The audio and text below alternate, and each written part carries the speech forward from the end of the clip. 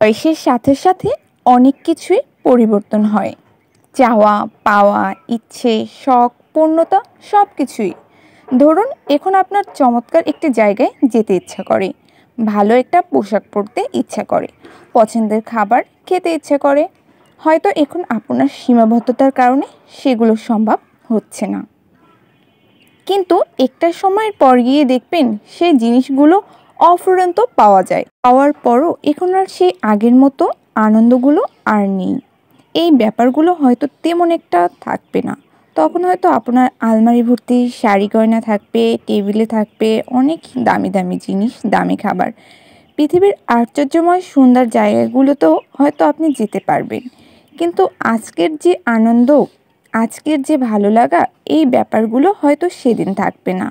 আর থাকলেও সেই ভালো লাগাটা অনেকই বিস্মৃতিময় হয়ে আসবে। সময়ের সঙ্গে সঙ্গে আমাদের চাওয়া পাওয়ার ধরন যেমন বদলায়, তেমনি বদলে যায় অনুভূতির গভীরতা।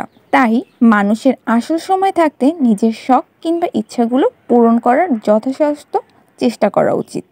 আমরা সবসময় ভাবি যে সময় আছে, একদিন হবে।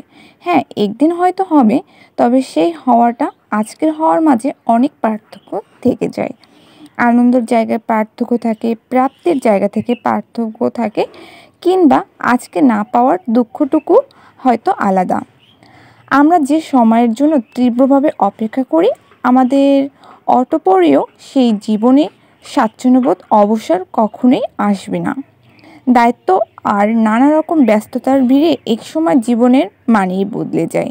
তাই আজকে যা আছে, যতটুকু আছে তা দিয়ে চেষ্টা করুন নিজের শখ পূরণ করার, ইচ্ছার মূল্য দেওয়ার।